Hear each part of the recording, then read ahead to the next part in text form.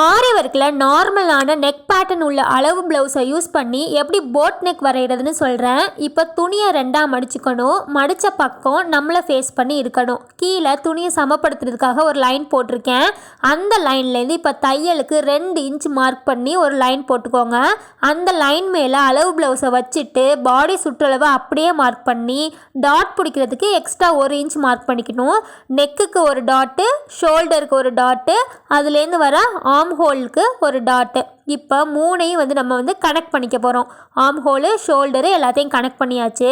இப்போ நெக்கை பொறுத்த வரைக்கும் எல்லாருக்கும் 3 இன்ச்சு தான் இருக்கும். அதுலேருந்து ஒரு 1/2 இன்ச்சு கூட்டி 3.5 இன்ச்சுக்கு ஒரு மார்க் பண்ணிவிட்டு நெக்கோட ஹைட்டு 3 இன்ச்சு மார்க் பண்ணிவிட்டு 2ஐயும் நம்ம கனெக்ட் பண்ணிக்க போகிறோம். இப்போ அந்த சென்டரில் டேப் வச்சு கரெக்டாக 1.25 இன்ச்சுக்கு மார்க் பண்ணிக்கோங்க.